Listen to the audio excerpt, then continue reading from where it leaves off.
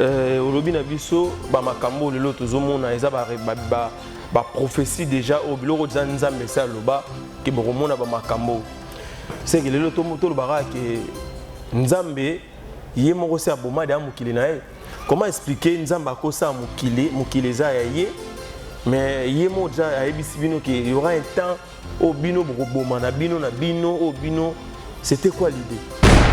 Ce qui ba faux prophète bazala c'est que ba vrai prophète donc bazala. Voilà. Mais nzambe ayebaki na ko déterminer bango toujours par ba œuvre. Alors bi boye ba mutu na mutu selon œuvre selon musala na ye o arosala na temps wana nde boko comprendre que o aza vrai o aza faux. Voilà. Yango ozomona ke so moni peut-être musala nzambe to bana nzambe baza komitu na pourquoi est-ce que moi koko sueza et pas na bateau bazo sala nzambe na bosolo mais bateau mususu wana bazo sala nzambe na bosolo te mais bazo pas fuka bon et sengele te ba que les biens matériels et ça périssable. Le premier commandement, tu aimeras ton Dieu de tout ton cœur, de toute ta pensée, de toute ton âme, de toute ta force. Et le deuxième commandement qui le précède, qui est semblable, alors tu aimeras ton prochain comme toi-même. Voilà. Donc c'est-à-dire il n'y a que deux commandements. Donc le premier commandement, tu aimeras le Seigneur ton Dieu de tout ton cœur, de toute ta pensée. Si vous avez besoin de mutu, alors que aligné mutu kolega nzambe. Si vous avez besoin de classer na place ni. Parce que la Bible dit maudit soit celui qui se confie à l'homme. Voilà. So pèse éliqué pas na mutu automatiquement tu es maudit. Voilà. Donc ceux qui siko mutu déjà ça déjà ba déclaration là. C'est que bana nzambe place no so baza ba comprendre déjà penser na ezanini. Meilleure offre pour tous les voyageurs à destination de Kinshasa, habitants d'Europe, des États-Unis, d'Asie et d'Océanie. Pour vos séjours dans la capitale quinoise, chez la Business met à votre disposition un appartement meublé et climatisé de 2 chambres, salon, 10 toilettes, plus toilettes visiteurs d'ailleurs, des salles de bain, une véranda avec une cuisine modernisée avec 2 congélateurs pour vos vivres frais, une armoire, une cuisinière et autres. La sécurité est garantie avec un militaire farci. L'électricité assurée 24 heures sur 24 heures avec un groupe électrogène de secours à cas de coupure. Une voiture à louer pour vos courses. Nous sommes au numéro 52 de l'avenue Kinanga, commune d'Ondjili, référence station Sainte-Thérèse, sur couloir Zénith. Soyez le bienvenu à tous. Contactez-nous au plus 243 89 63 41 022 ou plus 32 49 84 80. Nous sommes sur Radio Fan News Télévision. Mesdames, Demoiselles et Messieurs, bonjour ou bonsoir, ça dépend de l'heure à laquelle vous avez l'habitude à travers le monde entier. Nakatia Radio Fan News Télévision. Grâce Kobe, c'est toujours à la présentation. Vous pensez ça, on a bino ou à toujours. Kokabola bino actualité en temps réel. Je suis avec les profs, l'évangéliste Joël. Nous avons Nzambe bino mo boyebi bolanda ya trop na kati Radio Fan News Télévision. O ba mezilma ba kota na barankina e pona bo solo na e lelo to solo la lisusu makambo ya kitoko. C'est un homme de Dieu o vraiment akabola na bino maloba na Nzambe ya kitoko to solo lango vraiment tout au long ya émission na biso dik dikembes o fon le langa ja plateau na solo lana mutu na Nzambe évangéliste Joël o tozana e lelo to solo moi muke. Bonjour mutu na Nzambe. Bonjour papa, grâce Kobe, c'est bon. Ouais, ça va, bonne santé. Oui, Nzamba zobati la vraiment qui maison. Voilà, Mikole Belé na kati ya Radio Fan News Télévision, batu bazangi trop. Vraiment en tout cas, je dit que toza toujours wana, tozo continuer sala musala Nzambe. Ndenge kaka to continuera toujours parce que vous savez bien que charge toza nango, et ça vraiment charge moko ezo peser.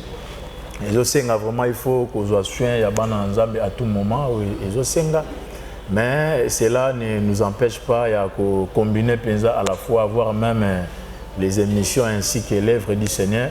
C'est pour cela donc tozo kabola vraiment pour être musala Nzambe toujours et seulement en toute sa totalité ataba o bazolanda biso na libanda mboka pe ba bénéficier na grâce au Nzambe atie na kati na biso. Parce que chacun a sa grâce, malgré chacun a sa particularité. Maintenant, Dieu aussi a mis une grâce dans kati na biso moko na moko et grâce wana bato nde bazo bénéficier nango ezabana na nzambo bazo landa biso partout place bazali Vraiment, en tout cas, que le Seigneur vous bénisse. Merci. Voilà, merci à trop. Nous avons la tout banda émission na prière et ça la bien na batu bazola na biso. Na banda ku partout, na ba téléphone, na ba bis. Prière et ça la batu bien. Ok, bien, merci. Tobondeli, Seigneur. Na de Dieu cette émission entre tes saintes mains.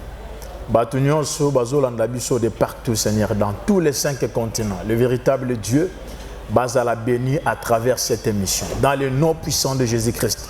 Père éternel, nous va témoigner mon énonal. Peut aussi manifester du début jusqu'à la fin dans le nom puissant de Jésus. Amen.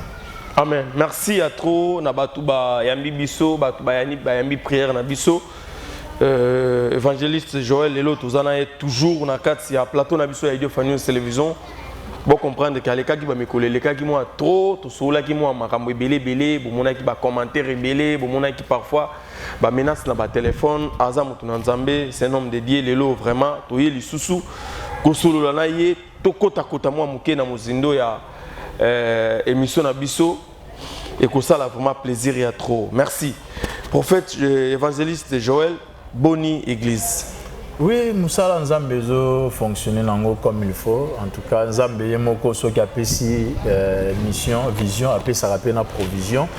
Et yangwana toza toujours évoluer en ce moment. Nous évoluons vraiment ensemble avec l'évangéliste Josué Lokamba depuis Avenue Kombe numéro 60 dans la commune de Kalamou. Ore mabanga ndeza place tozo sala musala wana papa oyo abimisi nga na makambo nzambe donc a consacré nga na l'équipe de formation parce que je fais au moins 14 ans et pas naïe en tant que serviteur ti na ya ko recevoir vraiment appel ya nzambe bon appel les alara déjà mais les moments ceux qui ekokina noté moi ya ko exercer comme il faut exact donc il faut momé ko kapo ba choma maboko de façon que sala musala comme il faut na passé temps on a pas après avoir été consacré de toujours continuer toujours que ça la musala nzambe pour être ban na nzambe ba vraiment na ko parvenir na connaissance la vérité enfin que pourquoi pas aussi base à la sauver par rapport à ba message oyo nzambe acha et pas ina basali na ye donc c'est un peu ça. Est-ce que lelo na moya lelo yo mutu nyonso abengami azala pasteur ou bien mutu nyonso abengami azala évangéliste azala apôtre ou bien ils ont biloko mosusu bato baromi kosalela ba autoproclamation ou bien ils ont vraiment ba moment ils ont que mutu nyonso faut akomara pasteur. Non, ils ont forcément en tout cas c'est une très bonne question parce qu'il y a beaucoup de gens au bazar qui se poser ba question ya bongo comment on a ba makamundenge zo salema. Oui, en tout cas, nous ne pouvons pas vraiment ignorer qu'il y a des gens, il y a des hommes de Dieu à chaque moment, à chaque temps. Oyo nzambe ayebaka vraiment na obenga pour akota na kati ya musala na ye. Voilà. Et ceux qui na kopesa exemple moko ceux qui étaient diable azoyeba à tout moment na obimisa za la bato akisi. Azoyeba na ko initier bato à tout moment et à combien plus forte raison nzambe oyo asala mokili yende muta sala na bato. Yepende mutu ayeba vraiment na ko établir oyo évangile pour être à la propager par tout le monde. Donc, il y a une capacité dans le rôle nzambe il y a kobimisa batu na moment nyonso tout ça tozongi voir même attendre la Bible pendant qu'il lit à sala ki moi le lendo pona olobaki en tout cas il n'y a qu'un seul prophète atikali na kati ya Israël.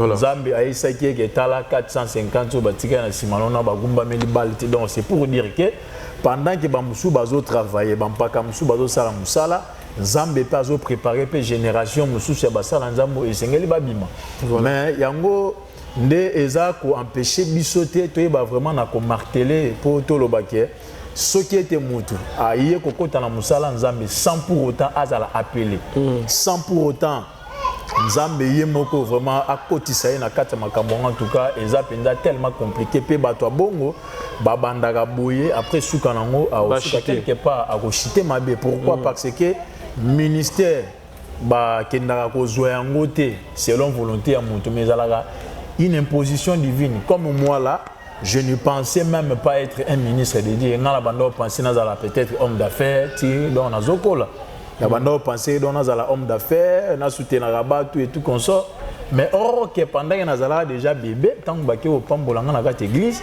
il y avait une prophétie musala nzambe moko apesa ba maman pour le bagage moi dans les jours à venir azala un évangéliste. Très bien. Mais moi, je ne savais pas. na ba penser na nga na ba no yeba il faut na zala homme d'affaires mais Nzambe a détourné nga nzela wana pona olobake wana ezaki nzela na nga te de temps appel Nzambe koki nde na bandi ko exercer ministère en tant qu'évangéliste mais selon particularité Nzambe apesanga.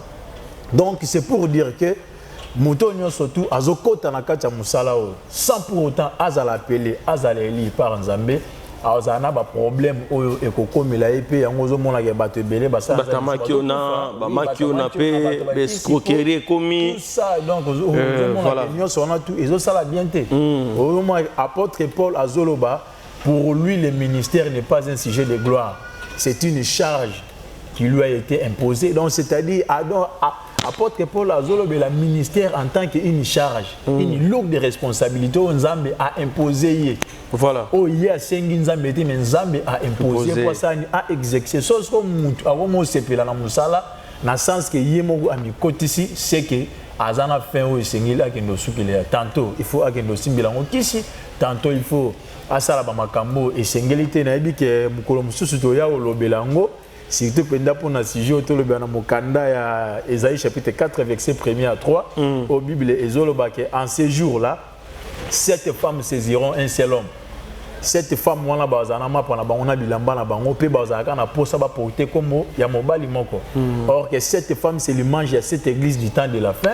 Or bazaka na posa ba porter comme à Christ mais bazo c'est la parole na bango, bazo c'est la pe ba œuvre na bango. Au moni libande église ba komi église du Seigneur Jésus, mais si vous entrez à l'intérieur de l'église, au mona ba pratique ezo salema, ce ne sont pas des pratiques eza pour respecter la sainte doctrine de Jésus-Christ. Donc voilà. C'est ça vraiment en tout cas. Je sais bien qu'avec le temps, Toya Penza le bela baptême wana lisusu pour être balanza bazala édifier ba comprendre natani no Penza toza. Voilà, merci à trop to koba toujours na émission na biso. Le toza komona toujours bato bazo salela Nzambe. Bazana ko plaire toujours ba pasteur nyos bazana ko sambela Nzambe solo bazo ko lela lelo tozo mona bato bazo loba le monde déjà dominé toujours na diable. Ba pasteur bazana ba chance au kilt bangonde bazo se retrouver bazana banda quoi bien bangonde bazana ba camion bien bangonde bazana vie ya lix. J'avais parlé avec un pasteur là alobi nanga bingai mwana nanga ko ba la pasteur tezalo la soda akolinga mwana ko ma soda te. Qu'est-ce qui ne va pas avec Dieu? Et ça juste méchanceté parfois Nzambe abandonné n'a pas vrai ou bien qu'est-ce qui ne va pas?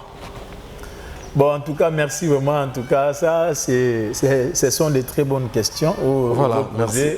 Que malgré tout, on a quatre mamans à l'Ikambo, tu as toujours pour nous sa lumière et pas la banane en Zambie. Voilà. Parce que tu es belé place, tu as mis temps, tu as quoi faire, tu as dans ma cambo en Zambie, oui, singeli te bango bayata pour église des alakaliers de refuge, oui, si comme mutazuya ko kima.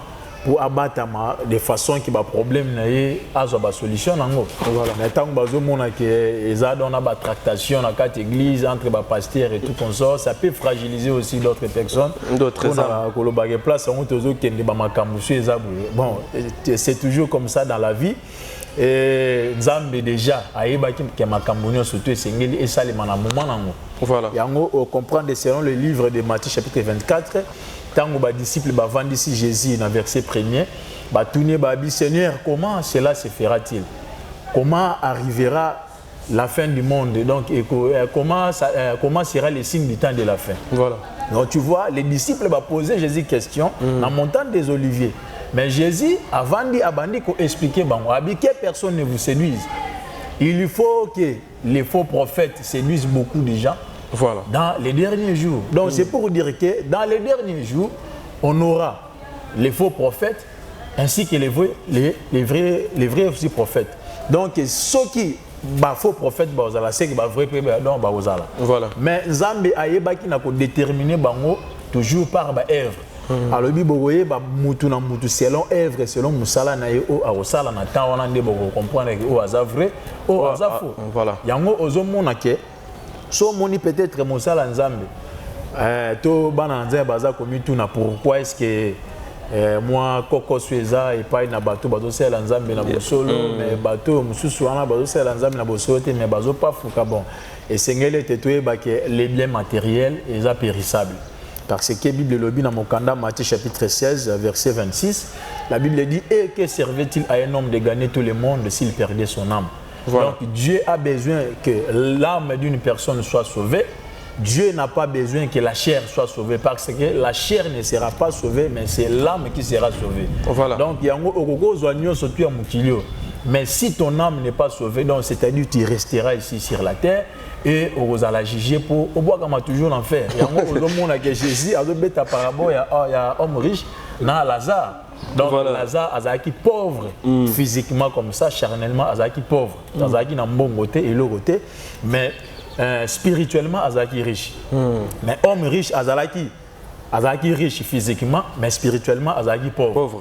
Tant que comme que lioué Lazare ake na place à lieu de repos, azela timukola suka pour akino se plana Christ, mais l'homme riche ou azaki na mukila azaki dans bon belé physiquement mais spirituellement azaki pauvre atelenga na bon nae azo senga ndenge ni sengeli a rejoindre quand Lazare azalaki. Donc Nzambe atalisa ki bisoke ba bien ya mukilo esengeli ozwa yango soki ete esengeli ozwa yango na ndenge ya malamu.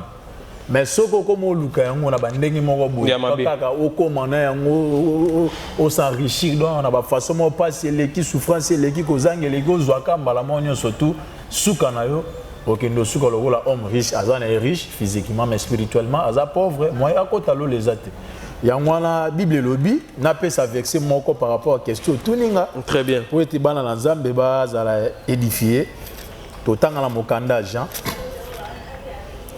Autant en Mokanda, Jean chapitre 15, verset 18 à 19. La Bible dit, si le monde vous haït, sachez qu'il m'a haï avant vous. Verset 19, si vous étiez du monde, le monde aimerait ce qui est à lui. Mais parce que vous n'êtes pas du monde et que je vous ai choisi du milieu du monde, à cause de cela, le monde vous haït. Wana Christ mutazoloba. Voilà. Abi poye aza ya mukiliote. Yango biso pe ba o toyoki liloba ne pe tozo pratiquer yango toza pe bato mukiliote. Donc c'est-à-dire nous sommes des passagers. Na kata mukiliote toza sur cette terre. Nous sommes des passagers donc c'est-à-dire tokogo oza charge ya mukilio nous souhaiter donc pourtant on a ma peuple. C'est que Seigneur to s'est limité quelque part pour dire que quand le moment sera venu et Seigneur to va enlever tous les catholiques mukilio parce que cette terre et vous allez consumer par le feu dans Mukola Souk. Selon 2 Pierre chapitre 3 verset 7. Nzambe akana ndenge abomaka mukina mai na biloko wana esilaka kala. Siko turo na terre tozala ngo da présent. La Bible dit sur cette même parole, cette terre d'à présent et le ciel est gardé et réservé pour le feu, pour les jours de jugement et pour les hommes impies. Donc c'est-à-dire mabelo tozala ngo na likolo tozala ngo na mikolo zoya. Na fin du monde Nzambe aosala nini akoboma yango nde na moto. Siko à quoi bon aux abiloko nyonso ya mukilo pour le bitan mukili ozika na ba makambo nyonso to Nzambe akosala mukili po suka nango oke nango wapi.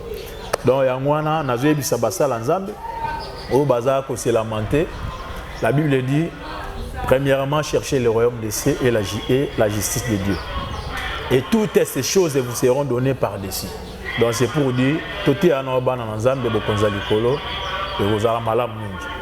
Vraiment tikete Nzamba pambola ba bazola ndabise. Nazala na yo vraiment tant que ça l'émission na tikala vraiment parce que na santa na prédication mutu Nzambe bientôt tuzoko ta vraiment na mama ya likambo na biso ba révélation o Nzambe a solo o Nzambe a révélé yo pour na ko expliquer bana Nzambe à travers le monde entier mais na komekana ko tuna yo mutu na muke lelo tomoni ba pasteur exposé na ba réseaux sociaux na ba nidité ba sextape ebimi ya ba pasteur tozomona lelo ba pasteur mususu en pleine prédication baza ko finga na ya bandeko na bango ba pasteur ko senga na ba niongo na cher ko telemisa bato na église maboma bo telema ba maboma ba fidèle ba telemi tozomona ba pasteur mususu ba pengwi lelo ba koti na monde satanique ba ye ba misusu ba ye ba koti na ba musique profane.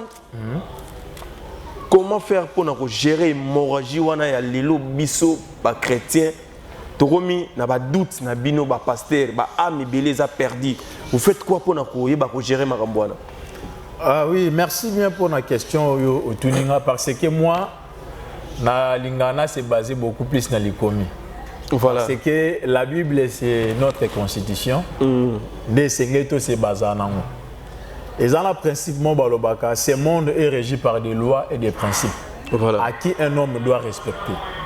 Si ce monde est régi par des lois et des principes, il faut savoir aussi Dieu aussi a ses lois et ses principes à qui un homme doit respecter pour mener une vie paisible et heureuse ici sur la terre et pour être sauvé. Et maintenant, nous, les chrétiens, et Seigneur, nous allons beaucoup plus basé dans la parole, parce que la parole nous a lumière. Makambo nyonso tout ozomona, ezelo kwa sikate na kati ya makomi nzambe. Nzambe si alobaki yango, le Seigneur a déjà prédit que dans le temps de la fin, toutes ces choses, et Seigneur est comme. Ce qu'autant est comme la Bible dit, bateau bazotanga, basala intention, bateau bazotanga, et Seigneur était bazana bokebi parce que bangonde bazo comprendre que makambo Christ alobaki, moment yango ekoki ce que bandi osane bandi donc kokokisama. Voilà. Les yango nozomona que tozako évoluer dans ce sens-là. Na opeso na kopesa verset pour être bana nzambe na sur place bazaba comprendre que makambo ezosali manzambe si aloba yango. Eza nelo comment côté sengeli et inquiété bino malgré et vous savez peut-être pas si pour nous mona que musala nzambe boyebaki et à se retrouver dans kati ya ba bêtise à se retrouver dans kati ba problème monsongolo pakala mais nde yango te eko pousser bino boyebana ko pengwa non. Voilà. Sengeli te bino bo pengwa boza la fanatique ya likomi et non fanatique ya musala nzambe. So komi fanatique ya musala nzambe donc c'est-à-dire wana ozotia lisu likomi na place na ngote. Or qu'il faut pratiquer la parole en sa totalité pour qu'on a vraiment bola nzambe na vie na. Mais soyo comme ozwara nyoso musala nzambe alobi ondimi yango o exécuter yango, tu auras aussi des problèmes avec Dieu. Et l'homme de Dieu là aura aussi des problèmes avec Dieu. Mais na pesaka likomi 2 Thessaloniciens chapitre 2 verset 1er.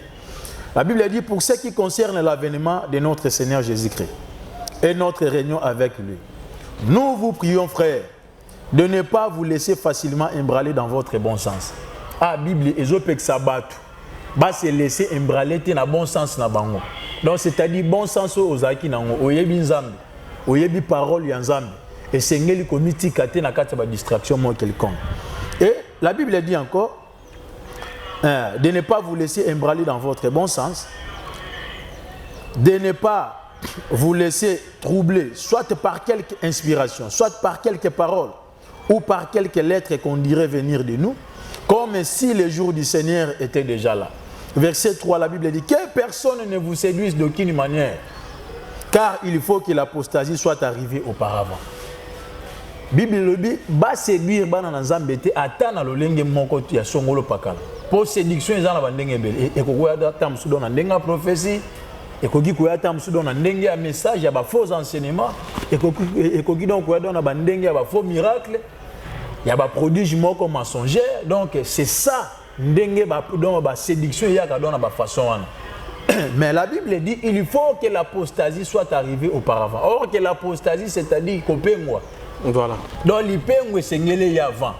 Ce qui siko monique ba twebele na moment oyo bah comme déjà donc au respecter donc au quota déjà na katia lettre na esprit ya écriture ndenge zala qui prédit qu'il faut que l'apostasie soit arrivée auparavant ndé ya mosko to mona lelo que ba sala nzambe mususu ba koti na katia libungi pena ba oyo bazwa appel na nzambe te mais ba kota na musala nzambe selon bango ba komi siko na ba problème wana sérieux na ba vie na bango lelo yango zo mona ke Bible lobi na mokanda et le bil susuka wana babi et qu'on ait vu paraître l'homme du péché le fils de la perdition l'adversaire qui s'élève au-dessus de tout ce qu'on appelle Dieu ou de ce qu'on adore jusqu'à s'asseoir dans le temple de Dieu se proclamant lui-même Dieu. Balobi to continuer la verset 7 pour que tu déclares tout ça mukuse babi car le mystère de l'iniquité agit déjà.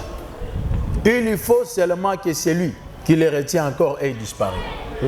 Verset 8 place c'est très important babi et alors paraîtra l'impie que le Seigneur détruira par le souffle de sa bouche et qu'il anéantira par l'éclat de son avènement. 9. L'apparition de cet impie se fera par la puissance de Satan avec toutes sortes de miracles, des signes et des prodiges mensongers Voilà. Balobi na verset 10, avec toutes les séductions de l'iniquité pour ceux qui périssent parce qu'ils n'ont pas réussi l'amour de la vérité pour être sauvés. Ozomona ke donc tozolobela makambu c'est pour donc c'est pour dire que bana na nzambe sengeli bazale éveiller. Voilà. Bana na nzambe sengeli ba se laisser faire été. Et sengeli te ba kota na kati ba distraction ya basala nzambe kuna alobaki wa zongaki baswanaki bazofinga na kuna soki ba mo wana bimi soki pétage ba blo tout ça. C'est ça les distractions. Donc c'est pour dire que en tout cas vous êtes au courant na ya pétage. En tout cas so na binaza au courant na monter c'est que nazo kosa. Voilà. Naza vraiment franc pour dire que tozomona ndenge eza ko se passer za na ba bozo consommer on peut déjà dans l'église. Bon na ba église donc na ba église soki chanson ya bongo eza consommer en tout cas na habité soki eza quelle sorte ya église parce que bon, mais on l'a dit message à moi na mboka denele salobi ayembi eza nzembo nzambe eza ba chanson mo chrétienne ba baroyo comment va redécouvrir dans les jours à venir. Bon, nga penza na linga penza ko na ba débat personnalité donc na ba attaque personnalité pardon. Na linga vraiment na lobela mingi na o nazana yango soki amoni yango eza malamu pour na église abeta ngo na église oye azokamba et ça sera une très bonne chose pe ba opi ba komona ke nzembo wana eza nango malamu ekozala bien na kei na kati ba église na bango ce n'est pas grave ba koko yamba yango mais c'est la fin qui justifie les moyens mutu na mutu ayebi o azosala mais basala nzambe nyonso tu bazopengisa bana nzambe Bayebake, Bible zoloba na mokanda ya Romains chapitre 2 verset 1er jusqu'à 20. La Bible dit, c'est à cause de vous que le nom de Dieu est blasphémé parmi les païens. Et c'est à cause de basala nzambe que kombo nzambe est blasphémé parmi les païens. Bato ebele bazo kwa suna mambo nzambe te po basala nzambe bazo sala ba makambo o ezo benga te bana nzambe baya ba bongo na mitema mais po ba banda no okuta na kati ba distraction mais bayeba yango e ba ozala juger double. Pe nzambe akoyeba vraiment na ko anéantir bato nyonso tout bazo sa makambo wana po ezopesa lokumu epa na ete olanda ki lo mo mikoleleka ki frère Nabiso lelo aza pasteur du Foko du ciel tant aloba ki j'aime Branham plus que Jésus-Christ. Moi moki analyse na yo par rapport à ba propos et ça là ki comment? Bon, analyse yana en tout cas pour nangai eza malamu te. D'abord c'est une abomination. Voilà, très important. Blasphème. Oh, Bible et le Bible, tant ou batou, ba disciple toujours basangisi Christ batune babi Seigneur, quel est le plus grand commandement qu'un homme doit respecter? Qu'est-ce que le Seigneur avait répondu en disant aux disciples? Le premier commandement, tu aimeras ton Dieu de tout ton cœur, de toute ta pensée, de toute ton âme, de toute ta force. Et le deuxième commandement qui le précède, qui est semblable, alors tu aimeras ton prochain comme toi-même. Voilà. Donc c'est-à-dire il n'y a que deux commandements. Donc le premier commandement, tu aimeras le Seigneur ton Dieu de tout ton cœur, de toute ta pensée. Si vous avez ça so mutu, alors que alingi mutu kolega nzambe. Si vous avez ça alasko classé na place ni. Parce que la Bible dit maudit soit celui qui se confie à l'homme. Voilà. So pesi elike pas na mutu automatiquement tu es maudit. Voilà. Donc ceux qui sikoyo mutu déjà a ça déjà ba déclaration là. C'est que bana na nzambe place no so baza ba comprendre déjà penser na ezanini pe esengeli azala traiter le rôle nani. Siko tango déjà mutu ozoke nozwa place ya nzambe opesa yango mutu moko boye otombola mutu olinga mutu ana koleka nzambe. Donc c'est que epa na yo na éviter ceux qui toko classo wapi. Pour Bible le dit que c'est Bible le dit que tout genou fléchit devant le nom du Seigneur. Voilà. Donc ba genou nyonso et que toute langue confesse qu'il est dit. Donc minoko nyonso na ba genou nyonso ma bolongo no sengeli egumbam. Pe et bana confesser kaka kolo Yesu Masia pe minoko nyonso et le baga makambo Yesu. Siko yo tango zo présenter biso Branham un prophète comme tous les prophètes au temps sous baleka. Siko oye donc présenter biso so qui coûte peut-être dans na mutu ba donc tombola na Bible balinga ba tombola mutu wa Jean-Baptiste pour Jésus moko après ça témoignage de Jean-Baptiste. Voilà. Abina ba prophète nyoso tu ba botama na mabumu ya ba mama eza na prophète mon côté ou asali musala le roi Jean-Baptiste. Siko ndenge nini na siècle otozali yo oyo tombola kombo ya un prophète azana epé passager à l'équipe le roi ba prophète nyoso tout okendo linga ekoleka kole sumasia. En tout cas, c'est une abomination, c'est inadmissible. En tout cas, bateau nyon surtout vraiment bazo la makambo wana pe bazo ndima yango en tout cas vraiment bozala juger pas na Nzambe. Pe Nzambe akoti ko se pena binote. Yo mutu ozo croire na kati ya babiloko wana bima na yango po eza penza importante wana eza abomination. Au conseil na roko peso yangwana. Merci beaucoup. Voilà, merci à trop. Bolandi vraiment évangéliste Joël, vous comprenez que yé alo barabo solo, c'est un homme dédié. Toko ta vraiment moi mouké na partie deuxième partie à émission na biso. Oyo troye ba vraiment révélation nini oyo. Lelo Nzambe azo révéler pour na peuple congolais. Lelo tuzo mona batu bazo bomana, lelo tuzo mona ba pays est commis et na désordre bangunia ba koboto la mabele baza koboma batu. Une révélation vraiment Nzambe azo pesa pour na mboka o pe pour na mokili mobimba.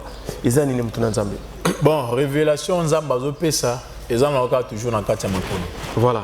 Na Matthieu wana chapitre 24, Nzambe kolo sumasia azo pesa ba signe du temps de la fin. Abi en ces jours-là, une nation se lèvera contre une nation. Voilà. Un royaume contre un royaume. Très bien. Et il y aura des famines en tout lieu. Donc c'est-à-dire banzala erozala partout. Pemboka o egotelemela mboka mususu, royaume egotelemela royaume, nation egotelemela nation. Abisi bomoni babiloko bongo, ce n'est pas encore la fin, mais c'est le commencement des douleurs. Wana kolesu déjà aloba ki ba makambo en avance que esengeli ekoma. So tozomona lelo ba mboka mususu, mboko ezobundisa mboko lo la Rwanda, azobundisa RDC malgré prophétiquement parlant, ils ont toujours kokotaka na cadre toujours il y a accomplissement, il y a écriture, mais esengeli était mboka na mboka esengela sani asa l'effort na ye en tant que mboka pour faire face na ba fléau to na ba guerre o ezako se présenter na kati mboka na ye. Très bien. En tout cas tokoki kaka tie peut-être ko tikala ga bongo don pour na kangaka maboko to lobi non profession Nzambe aloba ki eza tanango ezokoka ba Rwanda boko tabubu mabiso bosala biso nyonso esengeli bosala po ete lisakoli ezokokisa non mboka na mboka azana ndenge oye a se préparer pour na faire face na ba tentative de guerre nyonso to esengeli ya na kati mboka na ye. Très bien. Et maintenant en respectant l'écriture et en agissant aussi selon ndenge ya organisation pe souveraineté à chaque mboka esengeli et ça la musala na yango nde yango ozomona voir même attaque guerre ya Ukraine na Russie ozomona que air moko pe Ukraine azozong c'est la paix Russie moi de ba bombe. Donc c'est pour dire que azotika kakate alobake non lisakoli ekokisa mino azape ko agir en tant que un état, en tant qu'une nation pour na ko faire face na banguno pe baza ko se présenter yango ozomona que pour na ba prophétie na dit que tozoa ya bandenge belo Nzambe aloba na musu pe to pesa yango pe leka voire même attendre ba réseaux sociaux ba pe musu batala mais oyo sengelika toloba pour na peuple congolais. En tout cas il faut vraiment ko bondela pour na mboka na biso. Nous avons vraiment une grande nation oeza potentiellement riche toza penza na biloko ebele Nzambe adota biso na kati mboka au Congo. Yango zomona ke banguna bazolinga à tout moment baya ko agresser biso pour être ba bénéficier na ba minéraux na ba richesse au biso tozana yango et nous devons nous prendre en charge en tant que les Congolais parce que so biso moto se prendre en charge té ezala mboka moko té aroya penza à 100% à contribuer pour na makambo biso tozokutana yango. Donc essayer de se prendre vraiment en charge en tant que les Congolais en priant et en agissant aussi ndenge mboka na mboka et sala penza musa na ngoso ki guerre et koti biso pe senge to sala bongo lokolo. Olobi le romoza très important mon mboka olobi na biso ba makambo lelo tozomona eza ba prophétie déjà au biloko za Nzambe sa loba ke boromona ba makambo. C'est que lelo to lobara ke Nzambe ye moko se aboma da mukili na ye.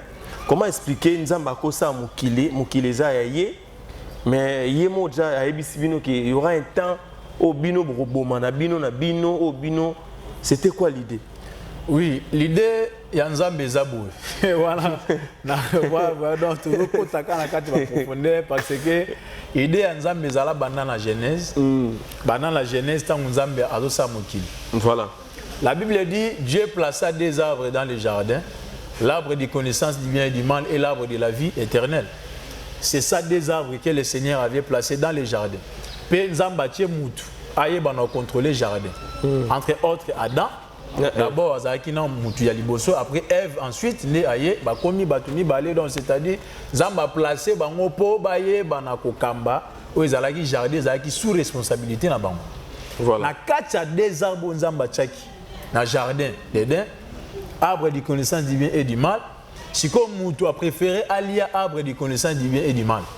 Or que arbre de vie, il y a un de vie éternelle. Donc vie au ezanga suka. Mais toutefois, la Bible dit, est-ce que arrive-t-il un malheur dans la ville sans pour autant que le Seigneur lui-même en soit l'auteur? Tout bon et tout bien vient de l'Éternel. Ce qu'on a battu, est-ce que mabe moko ekoko ya na kati ya engumba moko to na kati ya ville moko sans pour autant Nzambe moko azala auteur ya ba makambo wana? Donc c'est pour dire que dans Nzambe pe loko la tchaki des arbres na kati ya jardin alinga e kaka, il faut mutu kaka akeka ko s'approcher na arbre de connaissance du bien et du mal allié yango pour asala nini aye parce qu'on a otali sa bon Nzambe na ye pe à faire face na adversaire o ye moko a créer. So Nzambe atikaka mukili ebandika bongo éternité en éternité moye bat baye ba makasa Nzambe linga ezalati.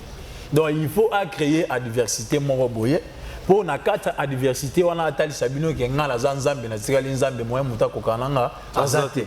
Ndi yango no moni ke Nzamba sala ba makambo na nyoso tout ezala bongo. C'est que lelo ba pasteur na biso ba makioni c'est que ba na pouvoir na bango ko sa makambo na ya da makambo Bible lo ba. Ta cité toi si pe ko tanga no verset na 2 Thessaloniciens le bi ba toyo ba recevoir amour ya ozala sauveté ne ba ko se livrer na ba miracle mensonger na ba produits mensongers. Donc c'est-à-dire ba union surtout ba do sala ba makambo wana eza na ba o ba zwa bolingo ya ozala sauveté depuis l'éternité. Parce que likambo royaume des cieux eza likambo sikote eza likambo ya éternité depuis l'éternité so Nzamba prédestiné yo ke sengeli okota lola ozala Eli pour okota bokonza likolo. Donc c'est-à-dire oyeba toujours na kozonga kaka na kacha makambo Nzambe pour oyeba na ko respecter yango comme il faut afin que ozala sauver. Mais par rapport à la question tuninga pour na Nzamba sali mokili akoye moka abomango oui Nzamba sali bongo po après avoir ko faire face na adversaire qui est le diable nesiko akoyeba na ko remettre biloko nyo surtout e kozonga entre ses mains pour gérer yango éternité en éternité. Pour wana aozala suna adversaire mon côté ba o nyo surtout ba kondimela et puis ba ozala na ye ndi ba sepene pour na libela ya wana Bible ezolbela so Jérusalem nouvelle o Nzambe azobongisa déjà azotonga déjà tango makambu tant ekokoka pour makambu nyo surtout esila nde ba o ba kokena lola ba kena Nzambe ba ke o sepela pour na libela pe ba o pe ba okota pe du feu pe ba kena ba le feu. Voilà mutu na Nzambe tozokoba toujours na kati ya émission na biso bana na Nzambe balingi ba yeba vraiment prophétie eza nini pe prophétie eza la nini moment nini pe prophétie et comment réaliser parce que le tout le monde a ba prophète belé tout le monde Nzamba lobelinga Nzamba lobito sala boye tout le monde prophétie en fait eza na nini. En tout cas merci pour la question wana o meminga directement na l'essentiel oyo na yaki nango lelo po etena loba de façon que bana Nzambe place nyonso bazali. Et ba comprendre nini o Nzambe pe alobeli ngai oyo penza e kozala tellement bénéfique pour na ba onyo surtout bazolanda ngai bino nyonso bozolanda penza de partout na monde entier vraiment boza pété parce que makambo nazolinga na lobeza très important ça te concerne. Voilà. Par rapport à la question tuninga pour la prophétie de nga nazokota directement na ainsi dit l'Éternel Nzambe alobeli nga. Bien aimé, la Bible dit, dans le livre de Zacharie, chapitre 8, verset 9, la Bible dit, fortifiez vos mains. Ainsi parle l'Éternel des armées. Fortifiez vos mains. Vous qui entendez aujourd'hui ces paroles qui sortent de la bouche des prophètes qui parient au temps où fit fonder la maison de l'Éternel. Et la Bible dit, avant ce temps, le travail de l'homme était nul. Et l'homme ne recevait pas sa récompense à cause de l'ennemi. Donc c'est pour dire que bino bato bozoyo ka makambo nazolobo. La prophétie bino bato bozoyo ka esengele te boy bana sala bo kebi pe makambo eza concerné bino. Na avandi ezalai toujours na pongi parce que il faut que ça la attention Et ça, Bamakambo Nzambe alobaka selon batana ye. À chaque temps, Nzambe ayaka pe message ya tawana pour ebalana na ba événement tawana de façon que il répondre na ba désirata ya peuple. Yango okomona na kati ya Israël à chaque moment ba na Israël bazaki na ba pasi moko bo problème moko bo Nzambe pa banda ko tinda mosali moko bo po aya ko répondre na ba problème wana selon ainsi dit oya banda ko yebisa na mosala Nzambe apesa pona mboka po solution ezwama. Mais awa, pourquoi tous dans le royaume des sacrificateurs, on zamba salabiso donc c'est-à-dire à bengi biso basala nzambe toze belé mais mutu la mutu dans la grâce pe dans la particularité na yo sengel atie yango na disposition ban nzambe po ban nzambe bazo ba solution na ba problème na bango. Le Seigneur me transporta en esprit a memingai na kati ya zamba. Na moni penza zamba penza ya munene. Mais na kati ya zamba wana na moni banzete ezaki tellement belé. Voilà. Ce qu'on a kati ya banzete na moni ezaki belé mais na moni banzete ebele wana pe eza ya kosani ya kokauka. Banzete vraiment ya kokauka. Mais pendant que banzete eza ya kokauka, ndenga na se retrouver ce qu'on a kati ya banzete. Na moni morceau ya libaya ezalaki na se pe voix ezo ebisanga zwa loboko na yo tia yango bo. Na zwi loboko na nga na tiebo. Nde nazomona libaya ezouta na se yango moko ezo ya komata. Et Mathieu Matite kangam na loboko tina chebo après bazwe bisanga omone loko na tina na maboko na yo nde yango ne sengelo sanini oyeba na ko tie yango na disposition ya banzeto yo mona kati ya zamba. Très bien. Aisinga bibwaka na zwi na bwaki ekoi na se aisinga zelel susu ozomona ndezo ya na cheka loboko bona moni libaya yango mosongo matili susu tie su na loboko. Mais pendant que siko na moni bilo abongo on a posé question pour naeba eza penza nini o nzambe yo lingo talisanga nde nzambe azolo belanga pour na olobake a renvoyer directement dans la parole ndenge moko a transportaka Ézéchiel le prophète Ézéchiel. Voilà. Dans Ézéchiel chapitre 37 banda verset 1 la Bible dit Ézéchiel a dit le Seigneur me transporta en esprit a meminga na milieu oyo ya bamikuwa ezalaki belé ezalaki vraiment desséché bamikuwa ekauka ki oyo ezalaki dans na vite nzambe a transporté Ézéchiel a memi ti place wana atuni abi est-ce que ces os pourront-ils revivre atuni Ézéchiel pe Ézéchiel alobi Seigneur toi-même tu le sais alobi j'ai reçu l'ordre de l'Éternel pour prophétiser à ces os pe abandi koloba mikuwa oyo ekauka oyo bozana posote bozana musunité bozana maïté na makilate. Écoutez la parole de l'Éternel.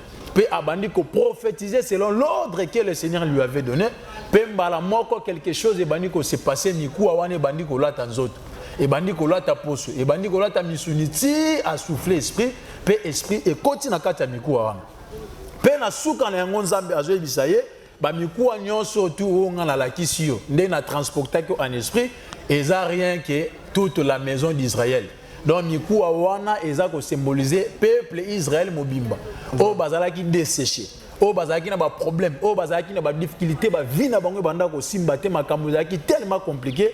Nzambe siko atalisi Ézéchiel na forme ya mikuwa.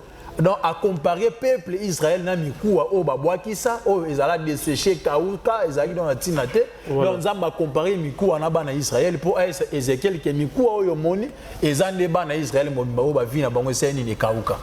O do ba vie na bango ezali sous na forme te. Siko tangu nga na moni banzete ya kokauka. Ndé tangu na posé question, le Seigneur me dit de la même façon ndenge ba mikuwa ezaki ya kokauka tangu aesaki Ézéchiel ndenge moko pe ba vie ya bato ebele lelo eza ya kokauka. Dans quel sens comment on a banzete prophétiquement parlant selon Jérémie chapitre 17 verset 8 la Bible dit que Nzambe azan la posa ete mutu ayeba na ozala lokola nzete oyo eza pembeni na mai oyo il faut epousa ba racine na yango po ete ata na tango ya moi ata na tango ya malili to na tango ya moi moye ekauke zate to na tango ya malili pe esala nini ezala toujours malamu ebota na ndenge esengeli. Donc ozomona ke Nzambe azo comparer mutu na nzete. Voilà. So tangi pe na mokanda Jean chapitre 15 banda verset 1er Jésus azo ba moi je suis le cep et vous êtes les sarments. Donc c'est-à-dire que ça ba non ba disciple ke bino boza bitap nga na za nzete nga Yesu. Pe pe lisusu Yesu azoye bisabato abiso nga nzete ya mobesu basalinga bongo bino nzete ya kokauka. Donc c'est pour dire que nzete za la mutu. Ce qu'on a quatre messages on attend na moni banzete ya kokauka na poser question de le Seigneur me dit que banzete yo moni ya kokauka eza ba vie ya bato. Ba vie ya bato eza ya kokauka, ba vie ya bato eza ba problème, ba vie ya bato eza instable, bato belé baza ko se retrouver te eza na domaine mbongo, eza na domaine o ya libala, eza dans na domaine union surtout o bato baza ko embrasser, eza avoir même ata ba santé ya bato mususu, eza ba santé moko, eza na ba problème. Ils ont la bateau bazobela, ils ont la bateau bazo souffrir, donc bazo ba solution te na ba vie na bango. Et le Seigneur me dit, na quatre message wana o na tia na maboko no donc c'est-à-dire c'est une puissance. Il y a démonstration o na tia na quatre na yo o esengelo sani o ye bana osala musalo po bato basani ba bénéficier na grâce on na tia pa na yo pour être bato babika. Très bien. De ya ngwana monique à partir ya message wana tangu kolo soyez ko yebisanga bongo et sili nde ezana quelque chose peut ebanda ko se passer nde nazwa lisusu message na bondeli po na zulu ko message lelo na butu na moni lo wa mwana ya muke ba yo tika ye ebembe mama na auti na hôpital ba pesi ebembe ba bi moise suite il faut ba transférer mwana ba tia na mort mais mama azwa mwana ebembe na ndoto ngai na zolota na ndoto mama azwi mwana ebembe ayi na eti na église po biso basala nzambe to bondela po na epe mwana sani ya zongi na bomo aseku makambu na moni lokwa na butwa lelo na lamuki na tongo na beti message et pas na basa nzambe musu bazali ba musu pe ba chango pe tembe ba chango tembe est-ce que professeur maman ngo azana ni nga abi non mama o nzambe alakisinga na moni tentire na ye na elamba lati na mwana za na âge 9 ans mais kombo mama na yebi yango te mais nzambe atalisinga avec précision tant on a ici bande comme musu ba beti chango lokola on dirait que ko chango moi débat on dirait que ça message moko ya lukuta. À un moment donné, kaka le même jour na tongo na yango à partir ya 10 heures. Nde nazozwa mbala moko directement information que eza na maman moko wana nga nazongi ndako na uti église na beti message wana don na lala ki don église na beti message na sisi nazongi ndako pona bongama na zonga sisi église. Nde bazolandisa ngai message pour église na ndako ezalaki penza musika te. Ke eza na maman moko ayena mwana ya kokufa ayena na kati église. Alobi mwana na kufi bazongi sele na hôpital babike en tout cas moi ezate il faut basani ba tient na mort. Vous comprendre si ko tangu ba yebisinga eloko bongo na zongi directement en église. Pendant que na zongi directement en église ndé na kuta même kawana. Très bien. Ale tozui mwana nabi merci Seigneur parce que oyo olakisaki na moni accomplissement na yango. Na zui mwana to tie na kata permanence to bando bondel. Maman na atikali libanda biso to juit moi to tia na permanence na zaki na basanza be musumi balé na to bondeli nzamba se manifester puissamment mwana bayaki na ebembe mwana sekui. Très bien. Azongi na bomo mwana akosoli pe maman na azui lokola trouble ya bimi libanda bandi ko ganga veni mobimba ya église azo tambola donc en tout cas azaki rempli na émotion moko d'enthousiasme lata qui azo ebate quoi faire. Vous comprenez donc après avoir cela bamakambuana ce dans la monique en tout cas c'est que le Seigneur a outi koye bisanga o atia na maboko nanga l'accomplissement est là maintenant makambongo c'est ni bandi très bien. Après avoir cela ndesiko na yo mona comme diable alingaraté moto yo nzamba pesi mission aye ba penza na ko exécuter yango comme il faut et seigneur diable ya poisani a combattre mutuana nde na lali eleki na ngope moi mikolo na ye kolala tangu na yo lala nazomona nini nazaki na kati ya chambre na lali lokwa mulunge eleka mingi na tie mutu na nga na porte ya chambre makolo na nga na tie na nga mukuna mutu na tie lokwa na porte ya chambre donc entrer bon na tie mutu na lali pendant que na lali nde nazomona directement géant moko abimelinga à côté linga na kati ya ndako pendant que géant wana côté linga na kati ya ndako hauteur na ye na longueur na ye donc nazoyeba yango te. Donc on a monika mutu mulaye a telemi a dépassé na batol. Elongi na ye ezomona na flou. Nazo comprendre bien. Pendant que bimelinga a telemelinga na mutu. Tant on a moni na tunie. Na esenga biyo nani. Wana s'il vous plaît, tant on a moni bon na ndoto na surtout ki na bo moto. Ce qu'on a mona yango na vision bonaza ya okangama. Ce qu'on makolo nange kangami na nzoto ekangami na tikali kana mutu ezo sala. Donc mutu kaka ezo bouger maboko nanga ezo sala te makolo pe ezo sala te kaka mutu nde ezo bouger na munoko. Très bien. Nde na tune na bise yo nani ayesinga bi na yeli nde yo na si oyeli ngai osani wala ta on azo sala dialogue conversation na ye na ndako mutazate nazaka ngai moko yango mona batu musu bakufaka bongo donc présence moya mabe yaki côté lié donc présence wana et attaquer ti mutupe azate pa mutupe asani akufi siko tant to bandi ko discuter na asinga na yelio ngala tunie question na yo obimela basala nzambe mususu ngana yebi osala bango nini azo esanga abi asekinga asinga abi donc yo lingi okoma ko basala nzambe wana na yende pona mettre fin na vie na wala nde makambo do ngai na banda kobika nazomona yango misu na ngai ezofungwama misu efungwami bo nazomona mais na ndako mutazate kimia moko silence mo ezaki donc en tout cas yango mona ke soki vraiment satana alingi ayebana ko décapiter mutu vraiment esengela ko tia moi distraction mo batu donc bazala penza misika pour asani a récupérer mutu très bien ça l'opération donc asala pe ba makambo azaki na posta siko tangu nazomona bongo to sala ngana discussion donc à l'enseignement défi pour na wesanga na yende pour na mettre fin na vie na mbala moko eloko wana esalinga bien te si bâtiment bon Nathalie en face ya mire nanga c'était pour la première fois na mona ndenge na yo kaka na basapo père nanga l'évangéliste Josué Lokamba en tout cas je le salue en passant pour yé abanda ko betama solo pour no yebisa batu ke akuta na nzambe plus de 5 fois amona Yesu abimela ebo ezana bato bacha batembe ezana dona bato do ba boyaka yango pe batu musu ba viva yango place baza même matin na libanda mboka ba viva yango pe Yesu abimela bango siko nga c'était pour la première fois siko na mona siko manifestation bon pendant que to ça la discussion na jia wana abi na ye pona mettre fin na vie na yo mbala moko en face à mire na moni ba mo Yesu abimi en face ya mire ye koto na mutu na nga Yesu abimi en face à mire na moni ayesinga abi ngai Yesu ngai na ye pona intervenir na kana okokufa te lo mo pe e osama te siko ta na moni asanose ayebisi ngai na moni na elongi bamonga siko courage moko ekoteli ngana bi voilà Yesu kutu ye aye tant na bi Yesu kutu ye aye bamona gangeli jia au nom de Jésus disparaître bamoko a disparaître limwe makolo nange zongi nzoto nyonso zongi mbalamo pe na teleni natala buna ndaku ni libanda ya ndaku mutu azate donc ngai mo kaka nazali na kata ndaku message wana en tout cas et salanga donc et faire trembler ngana bien en tout cas c'est que diable a yé pour combattre, pour mettre fin parce que à Monique ils ont la mission nzamba pienga o esengele te batu babika ezana nzela langai mais diable a yé pour sani à contraindre makambo wana po et ça les maté nde yangwana par suite donc par la suite nde na omona susu nzambe suko biminanga isuko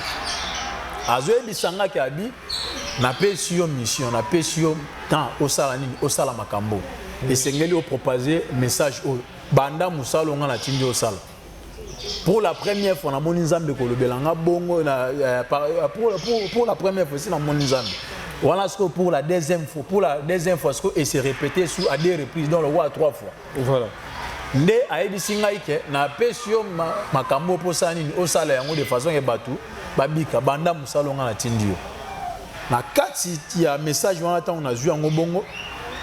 Et si après pour la troisième fois nzambe suko lobelanga abi bandaka na tindi osala makambo ozozela nini po obandango c'est par là que na l'attaque sous courage wana nazaki sous fortifié pour na lobaki en tout cas nzambe lokwa azochanga pression na kati ya makambo c'est que sengena sani osayeba vraiment na osala yango très bien yango wana nazo chiter pour na koloba boy en disant que vous qui nous suivez de partout dans le monde. Vraiment, ce message est venu pour vous. Yo mutozana ba problème, yo mutozana ba difficulté makam ezosi mbate na ye wana te pona sala ba vanti mais na ye pona annoncer makambo nzambe alobelinga pe na ba message nzamba pesinga avec précision pe na zwe bisayo yo mutu okobenga pe yo mutozana problème ozobela ezala diabète ozobela prostate ozobela ezala sida ozobela cancer ozobela myome ozana problème à stérilité ozana problème ya libala ozana problème songolo pakala onyo surtout ozana yango ozana problème à paralysie ozo souffrir na ba maladie et belé ya ba divers genres na ye ko ebiso que dans la Bible dit dans le livre de Matthieu chapitre 4 verset 23 que Jésus-Christ parcourait toute la Galilée enseignant la bonne nouvelle dans des synagogues On lui amenait toutes sortes de maladies et il les guérissait tous. On lui amenait des lunatiques, des paralytiques, les démoniaques et il les guérissait. Et sa renommée était répandue sur toute la Syrie. Donc c'est pour dire que le message on a bien aimé dans le Seigneur, et ça peut être solution et quand on a vu yomutu vino eza desséché. Makam ezo simbati osala commerce bo ezo simbati ozozela mikanda na poto mikanda ezate. Ba problème toujours eza ko ronger vino. Je suis venu te dire que nous avons un seul Dieu. Le Dieu là a la capacité de te donner la solution là où tu es. Pe naza ko assurer que avec ce Dieu okoyeba na ko témoigner grandeur na place yozali. Vraiment en tout cas ne zappez pas au besoin appelez-moi dans mon numéro plus 243 99 768 72 41 99 768 72 41 plus 243 encore 80 86 66 327 80 86 66 327. Donc c'est ça mes deux numéros. Même si vous m'appelez dans WhatsApp, même dans l'appel normal comme ça, je suis là bien habilité pour vous répondre. Et je vais prier pour vous. Le Seigneur va se manifester puissamment. Et vous allez témoigner sa grandeur. Parce que la Bible dit, si vous croyez seulement, et vous verrez les miracles qui vont se manifester dans votre vie. Que le Seigneur vous bénisse. Je suis votre humble serviteur, l'évangéliste Joël Koumaba, depuis la République démocratique du Congo, Kinshasa. Je suis là vraiment en train de faire toujours l'œuvre du Seigneur. Yango Nazwe Bisayo, Okoza la décité. Puis avant de chiter, Nazo bon de la peau na batunyos. Yo mutozana malade, ozana problème place aux ali. Zo atama ina coupe. Place aux ali, nazo déclarer nazo bon de la paix miracle dans Nzambe et ça accompagner pe ezo localiser place aux ali. Pe ozo témoigner monene ya Nzambe na makambo azo sa na vie na. Vraiment koza pete zala toujours wana pour na bon de la wana tozo ke directement na ko chiter na yebi ke ba onya surtout babanda ko zelanga na émission continuité sur ya makambo tali témoignage nanga. Né nazaki musulman, oui, naza toujours là, na ko pesa yango mais na moi temps o nazolo bela mingi makambo Nzambe ayebisi ngana insister na loba. Le témoignage pe na ça la continuité na yango. Voilà. Wana nazo bondela pona yo. Seigneur na bondeli pona bana yo. O bazola ndanga partout place nyonso baza na 5 continents nyonso. Ba nyonso baza malade, ba nyonso tout Seigneur baza na ba problème ezo déranger ba vie na bango. Père éternel, je déclare maintenant que le miracle est accompagné bango. Au nom puissant de Jésus-Christ, soyez guéris maintenant que je parle. Que le miracle maintenant vous localise dans le nom puissant de Jésus-Christ. Nde nazo déclaré bon. Malade union surtout o ekanga vinayo, tamulai et disparaître maintenant.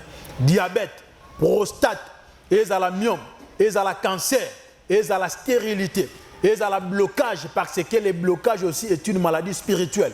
Et la chef maintenant, au nom puissant de Jésus-Christ, yo mutozobela la sida, nzambe na lola akota likambuno pe apeso solution.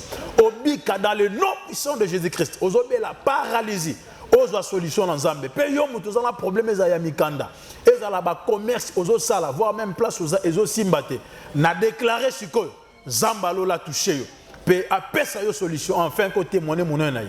Au nom puissant de Jésus-Christ, que le miracle vous localise là où vous êtes, dans le nom de Jésus-Christ. Grâce et paix faveur dans Zambé sera bondé, dans la vie, place aux alliés.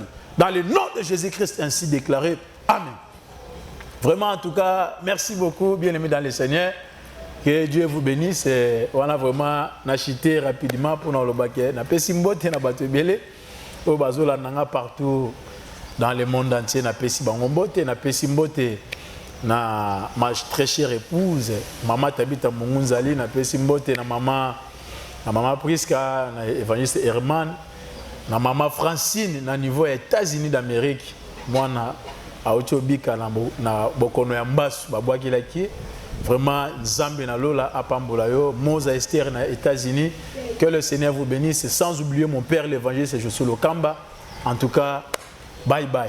Au prochain numéro. Merci. Voilà, merci. Il est spécial pour moi, pour vous, l'évangéliste Joël. Nous devons comprendre qu'il y a côté vraiment dans mon zindo, il y a Malobané parce que c'est une émission, mais c'est une prédication. Azamutuna Nzambe, après ça sera vraiment Makamouya solo. Batons sur Balandi Mutuna Nzambe à travers le monde entier. Numéro na ezana ba écran na biso, pour contacter l'homme de Dieu, batons sur Bazana ba problème, ou eza personnel. bobenga numéro za na ba écran na biso eza ba numéro ya l'évangéliste Joël bokozwaye en temps réel bokozwaye na moment nyonso bokozala na besoin na ye pe po na bato nyonso baza na posa Rolando na kilte adresse na biso ya kin awa. Oui, bato nyonso tu baza na posa ya kolanda ngai na niveau ya prière quand na pesa adresse na avenue Kombe numéro 60 na arrêt Mabanga na église même à Maranatha pour le moment na zawana na père tozo sala toujours musala nzambe pour être ba am base à la sauver ba parvenir na connaissance ya vérité. Donc adresse ya wana Kombe numéro 60 na arrêt Mabanga sur la commune de Kalam église même à Maranatha. Voilà, merci à trop na bato balandi biso à travers le monde entier. Tokomi na suka ya émission na biso to bandaki calme to suki spé calme. Vraiment na dédié prière au Mutuna Nzambe asali na la plus belle femme grâce Coupa moi c'est kitoko donc tika Nzambe apambola yo na moni lisusu grande sœur na ngai mama Shela moi ça pembe moi ça comme ça avion 207 moi si avion na ngai tosha numéro idéologie liban qui toujours na sœur Matiti na Belgique na la Louvière pendant na moni le futur gouverneur vient na ngai Shadrach Mazinga l'homme de Choua il est au PC de gouvernorat pour puis le ana posa na vient na Shadrach Mazinga bambote belé partout bato balandi biso à travers le monde entier na pesi maman nanga Marie-Jeanne Mbondo ma maman donc je t'aime beaucoup na moni grande sœur propre Lydie Kamalar na moni sœur nanga Gineve Kamalar bato nyonso na famille donc libota mobimba bato nyonso Brandi Konde moi ça kitoko moi ça mwindu moi ça pesa couleur elenge donc merci à trop na ba soutien ndengo soutenir biso. Donc, Batunios balandi biso à travers le monde entier, pour soutenir œuvre de Dieu, pour bien Mutuna Nzambe, pour na prière, pour na Batunios bazana ba blocage, bolandi explication Mutuna Nzambe apesi, borozala malamu, tokute na bino na prochain numéro na biso.